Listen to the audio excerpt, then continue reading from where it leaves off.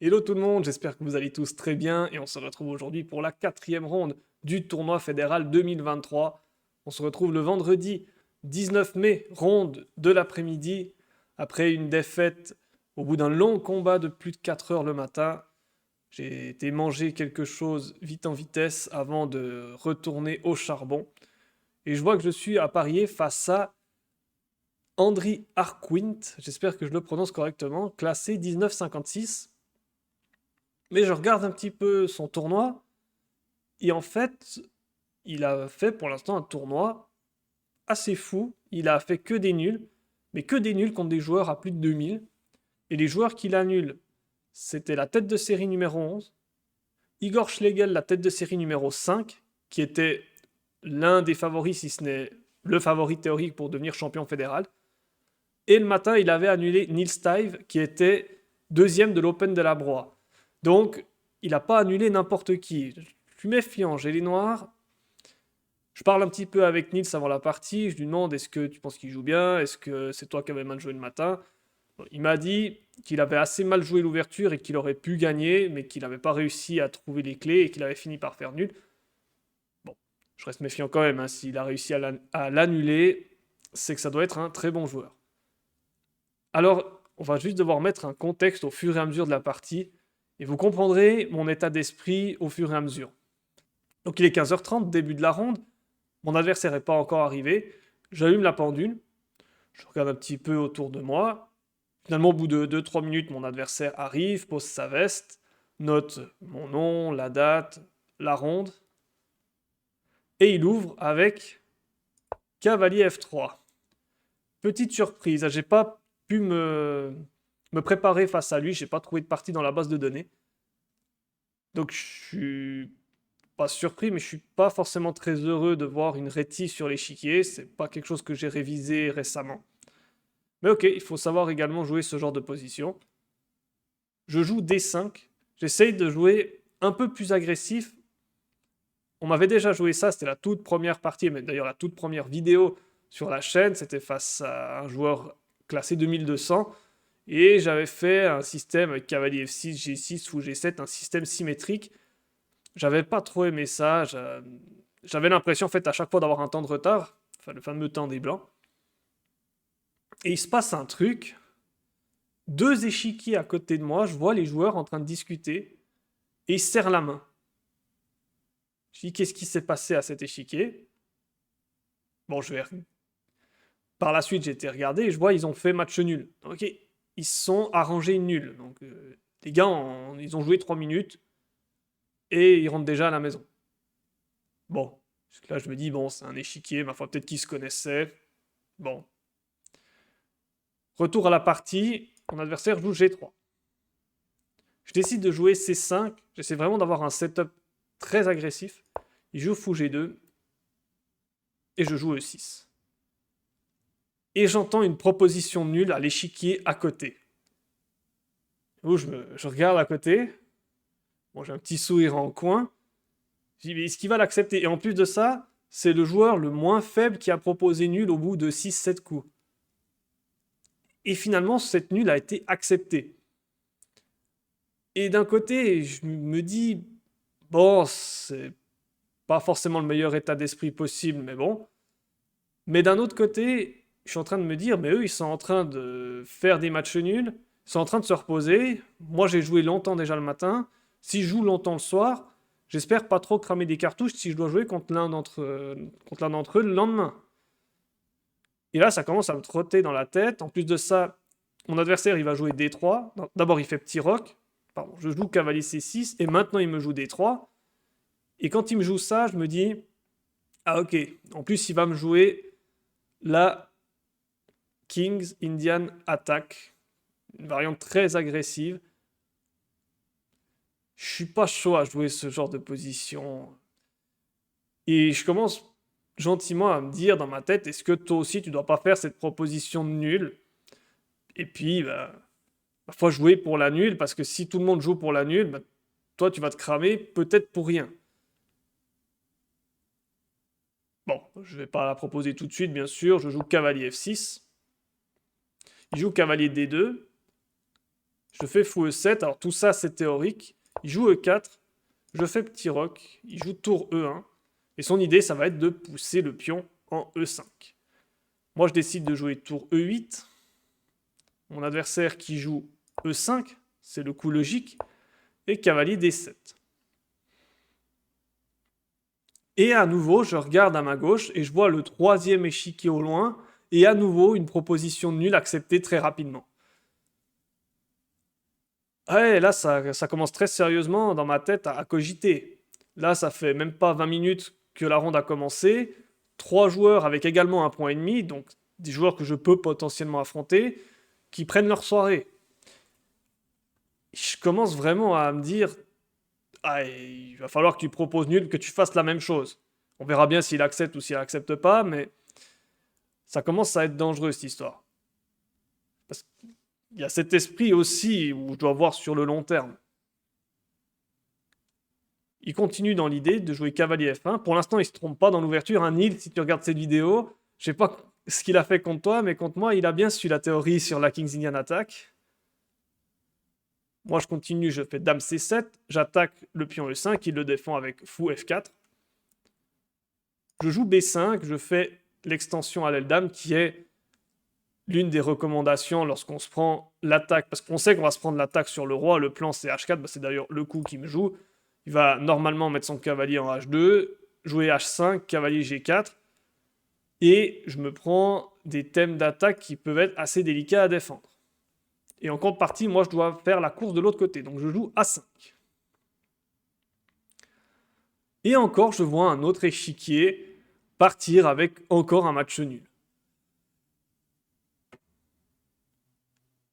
Et en fait, en arrière-pensée, pendant que je réfléchis à la partie, il y a toujours une petite voix qui me dit « Mais vas-y, propose-lui la nulle, embête-toi pas, essaye pas de forcer un truc et que d'un seul coup tu vas perdre la partie puis tu vas regretter de ne pas lui avoir proposé une nulle. » Et c'est pas un sentiment vraiment très agréable parce que j'ai pas envie de proposer des nuls comme ça. Mais au bout d'un moment, voilà, si je dois commencer à la jouer stratégique au niveau du tournoi, je vais la jouer stratégique au niveau du tournoi. En plus de ça, j'ai le souvenir également de l'Open de la Broye qui s'est joué quelques semaines auparavant. J'avais 2 points et demi sur 3 et ce demi-point, je l'ai mangé jusqu'à la fin du tournoi. Parce que j'étais tombé à chaque fois contre un joueur un tout petit peu plus fort que moi, qui m'a battu, et du coup je me suis après retrouvé dans le peloton d'en dessous, sans jamais pouvoir vraiment raccrocher le peloton du dessus, à cause de ce demi-point. D'autant plus que c'était un demi-point sur des parties rapides, bon là il n'y a que des parties lentes. Dire là on mélange pas les torchons et les serviettes dans un tournoi fédéral, ça c'est cool. Et ok, retour à la partie. Et Andriy Arkwint me joue A4. Là, j'ai été surpris. Mais je me dis, c'est pas si mal joué que ça, parce qu'il m'empêche maintenant de jouer une extension à l'aile dame. Et là, bah, je réfléchis vraiment pour la première fois de la partie. Jusque-là, ça a été assez vite. Je regarde le temps. Ouais, on a pris chacun même pas 10 minutes. J'hésite soit prendre, soit pousser. Mais pousser, bah, finalement, moi, ma majorité, elle est bloquée. C4, ça va être délicat à jouer. Et lui va pouvoir continuer son idée, cavalier H2, H5, cavalier G4. Moi, je ne peux pas vraiment empêcher son avancée. Donc je décide de prendre, puis on prend A4. Il joue tour, prend A4. Je joue cavalier B6, et ça me trotte trop dans la tête. Je propose nul à mon adversaire. Et mon adversaire, il n'a pas réfléchi très longtemps à ma proposition, il a refusé, il a joué tour A1. Bon, au moins je suis soulagé, parce que maintenant je sais à quoi m'en tenir, il n'a pas envie de faire une nulle gratos. Moi, c'est bon, c'est évacué de ma tête. On va jouer cette partie. Bon, on est qu'au 15e coup. Moi, je continue dans mon idée, je fais fou B7, je développe mon fou, je lis mes tours. Mon développement est terminé. Mais je sais ce qui va m'arriver maintenant. Je pense tôt ou tard que je vais me prendre une marée de pions, comme ceci. Le cavalier en F1 qui va venir, alors soit par D2, soit par E3. Alors je m'attendais à peut-être des idées de cavalier E3, cavalier G4. Et lui, il a décidé de jouer différemment, il joue cavalier D2. Ce qui est un peu étrange aussi. Ouais, l'autre idée, c'est de venir en H2 pour venir en G4. En fait, l'idée, c'est de venir en G4. Donc, cavalier D2, ça m'avait surpris. Et ok. Mais je sais pas quoi faire, en fait, dans cette position. Comment j'améliore ma position? Mon idée, c'était de jouer D4 pour libérer la case D5. Et ouais, c'est pour ça qu'il avait fait cavalier D2, d'ailleurs. Et c'était peut-être pour venir en E4 si je faisais D4. Et si ensuite je viens cavalier D5, il y a des idées, par exemple, comme fou G5, qui commence à venir challenger mon fou. Son cavalier en E4 est quand même très puissant. Je peux pas trop laisser ça. Finalement, mon cavalier en D5, il est fort, mais il fait quoi? Il fait pas grand-chose. Donc je peux pas me permettre de faire cette ligne. Et là, j'ai dû réfléchir. Alors ça fait un bout de temps maintenant que cette partie s'est jouée, mais j'ai dû réfléchir, je pense 15-20 minutes pour savoir quoi faire. Et finalement, j'avais décidé de jouer A4. Je m'étais dit, ok, ça mange pas de pain, on prend de l'espace, ça libère ce cavalier. Bon, maintenant, c'est plus celui-ci qui a la défense du pion A4, il y a la tour aussi qui est toujours là. Mais ça empêche des idées de B3, et j'essaie de trouver quelque chose, en fait. Il joue cavalier G5.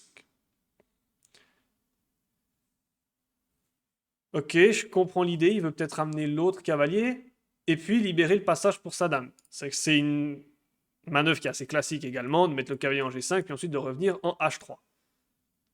J'avais prévu, je décide de jouer H6, j'attaque son cavalier, il revient donc en H3, et là mon idée, c'est fou F8. Fou F8, l'idée c'est que je reviens un petit peu défendre mon roi, et vous allez voir ensuite, si je veux jouer G6, mon fou sera bien placé pour protéger le pion H6. Sur un coup comme Dame G4, je fais Roi H7 ou Roi H8, ça décloue le pion G7 et ça protège donc, du coup mon pion H6. Donc que ce soit en H7 ou en H8. Hein. L'idée c'est que là on menace fou prend H6 parce que le pion G est cloué. Et même Roi H8, ça défendrait le pion parce qu'il ne serait plus cloué. Ok. S'il fait G4, je fais G6. Mon fou protège le pion H6. Et l'idée c'est donc d'avoir ces pions taille manœuvre. Si mon adversaire joue G5, je joue H5, ça bloque la position. Et pareil dans l'autre sens, sur H5, c'est G5. Et les lignes ne s'ouvrent pas sur mon roi.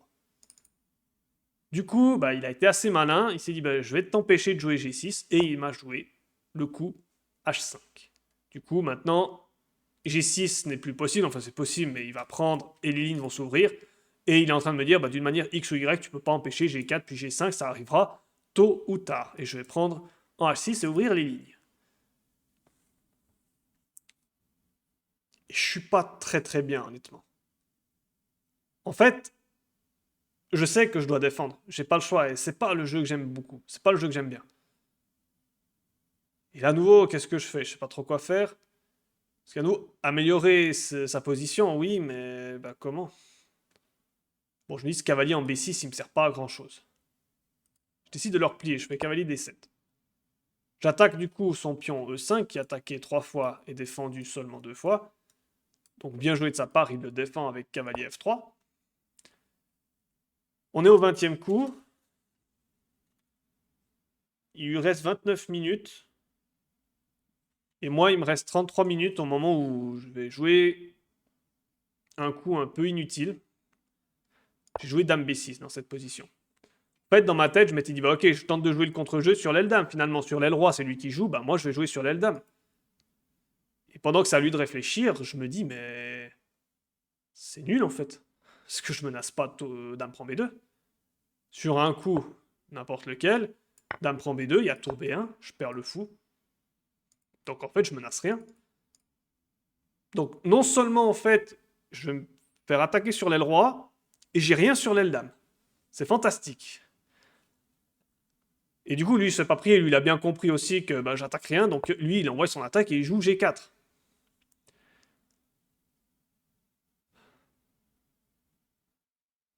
Là, je comprends que ma foi, j'ai pas le choix. Je suis obligé de poser les barbelés. Je fais cavalier E7. Avec une petite idée derrière la tête.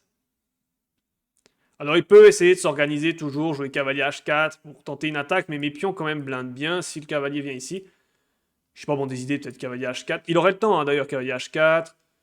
Fou H2, roi H1, F4, donc roi H1 pour se sortir cette diagonale, F4, puis F5, puis commencer à ouvrir de ce côté-là. En fait, ça me fait un petit peu peur parce qu'il a le temps de faire ça. Moi, je peux rien faire, moi je suis cloisonné. Et en fait, il joue G5. Ça me soulage un peu parce que du coup, sur G5, ici, il me libère la case F5 pour mon cavalier que je viens de placer en E7. Et je joue cavalier F5. Ça défend également le pion H6 une deuxième fois. Mon adversaire qui prend, G prend H6 et je reprends, G prend H6. Et dans cette position, alors il a certes ouvert la colonne G, mais finalement son roi est aussi sur cette colonne G. Mais mon cavalier est super bien placé, il défend et il contrôle des cases également dans le camp adverse. Et il défend super bien mon propre camp. Mon fou est très bien placé, il va venir en G7 et il va parfaitement colmater le roi. Et puis ben, finalement, ma tour E8, elle va peut-être pouvoir venir en J8. Mon cavalier D7, elle va pas forcément très bien placé, mais qui sait, un jour, peut revenir, j'en sais rien, par F8, H7, G5, des idées comme ça. Je me décoince un petit peu. Il joue cavalier H2. Et je me souviens, pendant la partie, j'avais prévu ça. Il veut en fait mettre la pression maintenant sur H6. Mais pas trop de soucis. Il est quand même défendu 2 fois et pour l'instant attaqué qu'une fois. Donc il doit mettre 2 attaquants de plus. Je fais fou G7. Je prépare mon idée. Il joue cavalier G4. Ça blinde aussi du coup la case F6 avec fou G7. Et je fais roi H7. Et finalement, mon roi, bah, il n'est pas si mal que ça finalement. Le pion H6, il le défend quand même bien sur la colonne H. Cette diagonale-là, alors ça peut faire peur, mais pour l'instant, mes pions, ils contrôlent parfaitement les cases blanches. Et les autres cases blanches qui ne sont pas contrôlées par mes pions, bah, c'est ses propres pions qui l'occupent. Donc finalement, mon roi H7 est plutôt en sécurité. Il fait dame D2, il remet une pression sur H6. Et je fais tour G8. Et là, il se passe un truc. C'est que, pour la première fois dans cette partie, je commence à sentir que ça tourne un petit peu. Il a senti, je pense, que son attaque, elle mènerait pas à grand-chose finalement. Et que bah, c'est peut-être même moi maintenant qui ai des idées d'attaque. Parce qu'il a ouvert des cases sur le roi. Alors là, je pense, je le vois, il sait pas trop quoi faire non plus. Parce que bah, il attaque, mais comment ramener une pièce de plus? Le fou G2, il a de la peine à le ramener. Le cavalier H3, pareil. Les tours, comment les ramener aussi? Donc c'est vrai que ça devient compliqué pour lui. Bon, il décide de jouer un coup prophylactique. Il fait roi H1. Il s'écarte potentiellement de ce vis-à-vis. Et là, moi, j'ai mon idée aussi. Je dis, ok, madame, en B6, elle sert à rien, puisque je peux pas aller chercher le pion B2. Je fais du replacement, je fais dame D8. Avec l'idée de venir en H4. Et là, c'est moi qui commence à mettre la pression. Et il est bien conscient, mon adversaire, que c'est peut-être en train de tourner. Il fait fou G3. Très bien joué de sa part. Il m'empêche de rentrer. Si je fais cavalier prend, j'ai pas du tout envie de faire ça, parce que le pion prend, je perds ma meilleure pièce. Et son pion G3, finalement, il revient défendre son roi. Ça va pas. Et là, je me dis, comment est-ce que je progresse? J'essaie de réfléchir comment je peux améliorer la position. Finalement, madame, bon, en D8, même si elle peut pas rentrer, elle défend quand même des cases autour de mon roi. Et c'est pas plus mal qu'elle soit proche du roi. Ma tour G8, elle est plutôt bien placée, je trouve, sur cette colonne G. Le fou G7, contrôle F6, il met une pression sur E5, il défend H6, donc il est bien placé. Le cavalier F5, n'en parlons pas. Donc ça devient... C'est plutôt sur mes pièces de l'aile dame qu'il faut que je fasse quelque chose. Mon cavalier D7, qu'est-ce que je peux faire? Il n'a pas accès aux cases F6 et E5.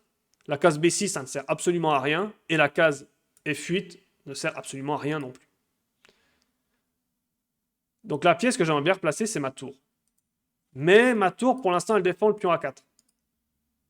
Donc je décide d'améliorer ma position en jouant fou C6. Fou C6, je défends le pion A4 avec le fou, et je m'apprête à jouer tour B8 pour mettre une pression sur le pion B2, qui reste quand même la faiblesse des blancs dans cette position. Il fait dans cette position dame F4. Je sens qu'il ne sait pas trop quoi faire. Parce que dame F4, bah, ça ne menace rien concrètement. Et moi, je continue d'améliorer ma position. Je fais tour B8. Maintenant, j'attaque le pion B2. Il ne peut pas faire B3 parce que j'attaquerai 2 fois cette case et il ne la défendrait que par le pion C. Il décide de jouer tour B1 pour protéger ce pion. Donc c'est bien pour moi. Sa tour qui était plutôt bien placée sur la colonne A, sur la colonne semi-ouverte, bah, il doit la replacer passivement. Je fais tour B4 maintenant, j'active ma tour, j'attaque sa dame. Derrière, il y a le cavalier. Ça commence à sentir mauvais. S'il fait dame F3, j'ai des idées de dame B6, son pion B2 qui va tomber, il n'a pas de moyen de défense. Il joue le coup que je m'attendais à nouveau, il joue C4. Donc il bloque l'action de la tour sur la dame. Et là, alors on est au 30e coup, alors 31e pour mon adversaire, et il nous reste grosso modo 10 minutes chacun. Et là, en fait, dans ma tête, c'est le feu. C'est vraiment le feu parce qu'il peut vraiment tout se passer. Je suis fatigué. On est à 4 heures de match. Le matin, il y avait eu aussi une grosse partie que j'avais perdue. Là, c'est un gros combat, c'est un gros combat. Mais je sens en fait dans ma tête que ça a tourné et que j'ai un petit avantage. Mais là, je me dis comment je peux faire. Parce que j'ai une idée, c'est de prendre ce pion. Fou prend C6. Pion prend D3. Je me dis, ça c'est magnifique. C'est magnifique parce que j'attaque sa dame. Derrière, il y a le cavalier. Je peux peut-être venir en D4, suivant comment ça se passe.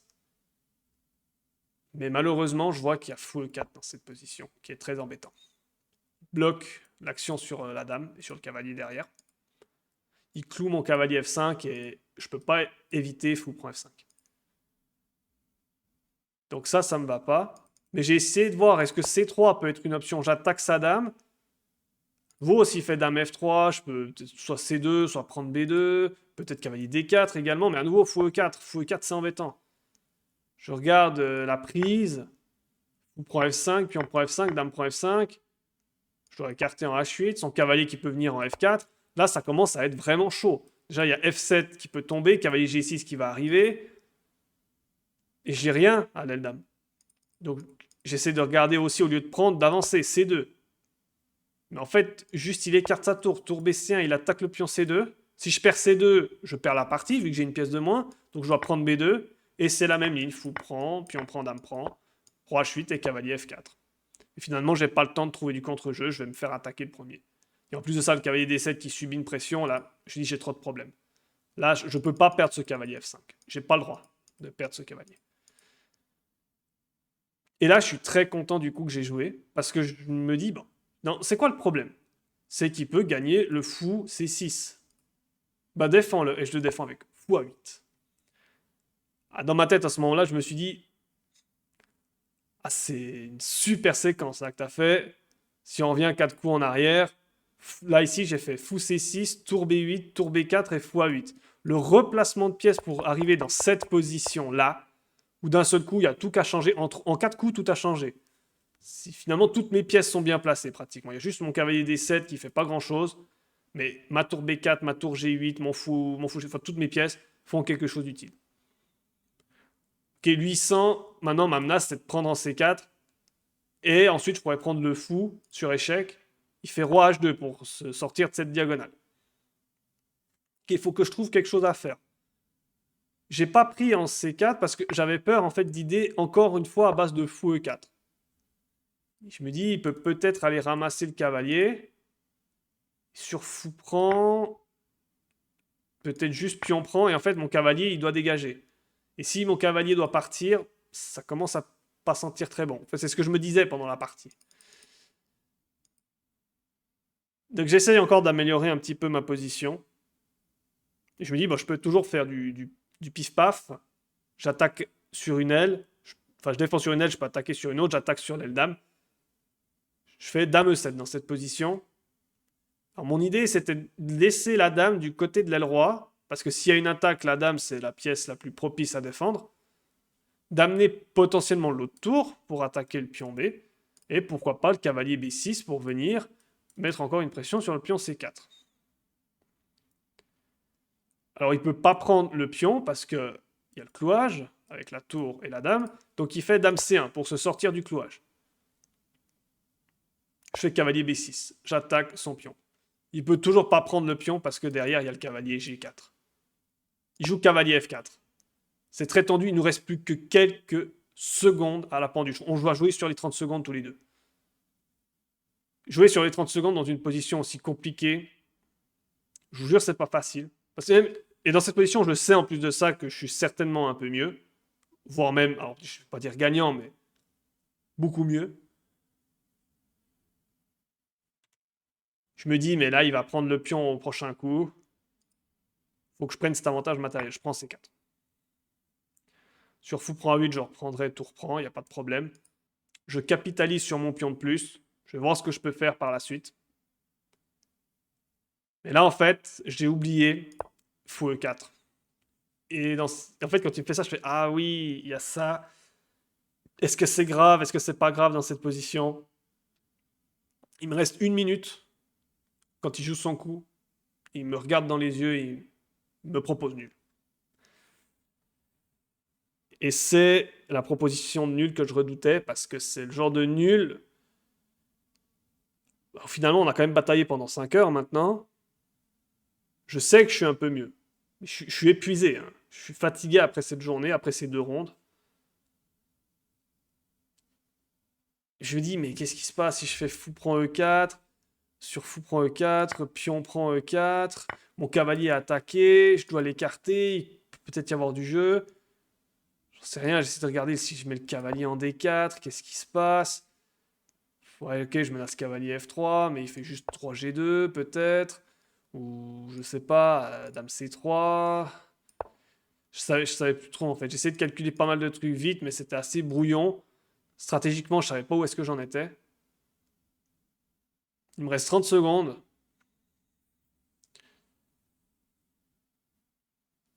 Et les gars, sans doute que Joachim Mohamed m'aurait jeté des tomates pour cette décision, et sans doute a raison. Mais j'ai décidé d'accepter le match nul dans cette position.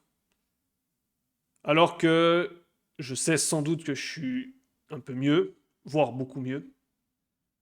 Mais ça, c'est pas clair dans ma tête en fait. J'arrive pas à trouver comment est-ce que je peux gagner immédiatement. Je me dis, je fais la moindre erreur et ça peut se retourner contre moi cette histoire. Mais finalement, dans l'absolu, vraiment dans l'absolu de l'absolu, faire nul contre ce joueur, c'est pas un mauvais résultat non plus. Il a fait 3 nuls contre des joueurs très très forts.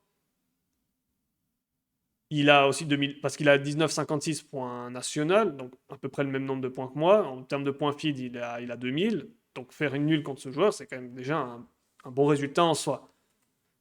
Et il y a ce côté, bah, il y a quand même l'Open de la Broye qui reste un petit peu dans un coin de ma tête, et ce demi-point que j'avais fait dans les rapides, qui m'a quand même posé pas mal de problèmes. Parce qu'ensuite, je suis tombé contre quelqu'un juste un peu plus fort que moi, puis à nouveau 2 rondes plus tard, finalement j'étais à 3,5 sur 5, puis 3,5 sur 6, puis après je suis tombé contre un joueur à 1600 qui m'a fait une super partie, donc ce demi-point, je l'ai quand même un petit peu traîné pendant tout le tournoi. Je me suis dit, ok, maintenant ce demi-point, il est plus là. J'ai 2 points sur 4. Je fais pour l'instant un bon tournoi compte tenu de ma forme. Et je me dis, bah, le lendemain, tu vas jouer contre quelqu'un de moins fort que toi. Tu auras les blancs. C'est cette partie-là qu'il faudra aller gagner. Ça fera 3 sur 5. Et avec 3 sur 5, tu auras 2 rondes. Donc 2 occasions d'aller chercher la médaille. Mais c'est un petit peu la condition qu'il faut. Il faut que demain, avec les blancs, je gagne. C'est ce que je me dis dans ma tête. Donc là, je dis, ok, j'accepte, entre guillemets, de reculer pour mieux sauter. C'est vraiment ce que je me dis. Mais après, c'est vrai que on en avait discuté dans la voiture avec Simon en rentrant du tournoi. Il m'a dit, ouais, mais c'est vrai que t'avais quand même, t'aurais pu la jouer, t'aurais pu la continuer. Et je lui ai dit, ouais, sûrement que je dois être un petit peu mieux. Et j'ai mis le rapport de partie. Et finalement, en fait, c'est pas que j'étais un petit peu mieux, j'étais quasiment gagnant. Là, dans cette position, c'est -5. Je m'étais quand même pas rendu compte que c'était autant gagnant que ça. Alors après, si on fait le rapport Chesscom, ça reste quand même une bonne partie. Chesscom donne 89% de précision, Lichess donne 94, 2300 équivalent feed, pour un style que j'apprécie pas trop de défendre. Moi, je préfère attaquer. Donc, quand même, dans l'ensemble, c'est une partie qui est quand même assez encourageante. Donc, on va revoir depuis le début. Alors, il n'y a pas eu d'erreur de part et d'autre. Vous voyez, il n'y a eu que des imprécisions. Ok, donc on est parti pour l'analyse. Donc, on part sur cette ouverture de Reti. Et puis, donc, D3 qui caractérise l'attaque qu'il y a. Donc le début c'est théorique, il n'y a pas de souci. E5, cavalier D7, cavalier F1, dame C7, fou F4, B5, tout ça c'est des coups qui sont purement théoriques. Il met son extension à l'aile roi, je la mets à l'aile dame. Et A4, ça c'est le premier coup qui m'avait surpris pendant la partie. La prise A4 était un coup correct. Cavalier B6, par contre, c'était pas le meilleur coup. Le meilleur coup, c'était finalement, en fait, ce cavalier, c'est vrai, il vient en B6, il attaque la tour, mais après, ben, il fait plus rien. Il aurait mieux fallu le mettre en F8 pour le recycler de ce côté. C'est vrai que moi, j'avais plutôt l'envie de mettre le fou sur cette case-là. C'est un petit peu les principes que je me souvenais de cette position et de cette attaque. Après, voilà, bon, c'est un choix. Bon, cavalier B6, bon, c'est pas non plus catastrophique. Tour A1, ok, fou B7. Cavalier D2. Alors finalement, bah, son idée était bonne. Hein. Je peux pas faire D4 parce que sinon cavalier E4. Mais effectivement, l'ordi dit que c'était mieux de venir en E3 pour aller chercher la case G4 par la suite. Donc, cavalier D2, pas le plus précis. Et là, c'est assez égal. A4, cavalier G5. Donc, tout ça, c'est des coups qui vont. Et finalement, H5, bah, c'est pas le meilleur coup. Surprenamment, le meilleur coup, c'est G4. Et en fait, G4, G6. Et dans cette position, le meilleur coup des blancs, c'est juste cavalier F3. Mais en fait, c'est compliqué à jouer ça parce que ben, c'est pion time manœuvre, j'avance un pion, enfin il avance un pion, j'avance l'autre. Finalement, l'attaque, ben, il n'arrive pas trop à l'aboutir. C'est un peu ce que disent les blancs. Enfin, ce que dit l'ordinateur pour les blancs. Et H5, ben, il tente de forcer le passage et finalement, forcer le passage, ça s'est un peu retourné contre lui. Et jusqu'à. Alors, ouais, bon, Dame B6, c'est une imprécision. J'espère que vous l'avez compris pourquoi. Parce que du coup, en fait, je ne menace pas vraiment le pion B2. Et G5, ça, c'est une imprécision parce que du coup, j'ai accès à la case F5. Et à partir de là, alors là encore, et prise H6 aussi. En fait, finalement, il a joué que des coups logiques pour attaquer. Et finalement, vu qu'il n'a rien de concret derrière, ben c'est même les noirs, là, à ce moment-là, qui ont un léger avantage. Là, ensuite, c'était bien joué. Et là, vous voyez, un moins 1-6, ça commence à être bien pour les noirs. Ça, c'était bon. Fou C6, c'était OK. Dame F4. Ouais, finalement, Dame F4, il fait quoi? On ne sait pas. Tour B1. Alors là, ça devenait compliqué. Hein. Le coup de défense ici, c'était C4. C'est pas facile à le jouer dans cette position précise. En fait, C4, on se dit qu'on va perdre le pion B2. Et pourquoi est-ce qu'on ne le perd pas? Ça m'intéresse. Je ne vais pas regarder. Si je fais tour prend B2, C prend D5. Ah, si on récupère D5, il y a tour prend A4 qui arrive. Et si on prend en D5, là, il y a dame prend F5. Donc on ne peut pas prendre du pion. En fait, ouais, ça menace tout simplement le pion D5. Et là, le seul coup, alors, on peut prendre encore, mais le meilleur coup de la ligne, c'est tour B4. Mais sur tour prend B2, s'il prend, le seul coup pour garder un avantage, c'est tour B4. Et là, ça devient compliqué. Alors, oh, ça rentre dans cette ligne-là. Prise C6, tour prend F4, cavalier prend F4, dame G5, C prend D7, dame prend G4. Ouais, bon, ok, les noirs sont gagnants. Bon, ça donnait un peu une ligne un petit peu n'importe quoi. Bon, il a fait tour B1 qui était, même si c'est une imprécision, le coup logique. Qui est tour B4, c'était bien. Fou A8, c'était bien. Alors dame E7, c'était pas le coup le plus précis. En fait, j'aurais déjà pu prendre le pion. En fait, fou E4. Fou E4 n'était pas grave dans la position. En fait, j'ai trop eu peur de quelque chose qui n'existait pas. À nouveau, cavalier F4. Bah, il fait rien. En fait, il replace son cavalier, mais finalement, son fou maintenant de case noire, il est un peu enfermé. Et finalement, en fait, dans cette position, c'est moins 5. Parce que je peux. Alors, déjà, j'aurais pu prendre D3, mais juste en fait, fou prend E4. Et sur pion prend E4, on peut prendre G3. S'il reprend G3, il y a dame G5. En fait, j'avais raté ce coup. Et c'est vrai qu'il me l'avait montré. Et on était resté longtemps sur cette position. Et après, ça va, il y a fou prend E5 et il y a tout qui tombe. C'est vrai, du coup, c'est un petit peu dommage que j'ai pas poussé plus loin le calcul. Mais vraiment, j'étais crevé. Hein. Ça, je me souviens, j'étais épuisé après ces deux parties. Donc finalement, bah, on s'arrête sur cette position. Alors après, on avait regardé aussi fou prend, pion prend, cavalier prend, roi prend. Sinon, sur dame G5, bah, le cavalier serait protégé. Mais même en fait, dame G5 dans cette position, maintenant le roi est beaucoup trop faible. C'est vraiment, j'avais pas conscience que c'était aussi fort. Vraiment, j'avais pas conscience de ça. Et même après fou E4, ça disait moins 5, mais c'est même moins 8. Ah, c'était complètement foutu. J'avais pas conscience à ce point-là que c'était fini. Mais bon, après, dans l'absolu, du coup, c'est pas une nulle qui est catastrophique.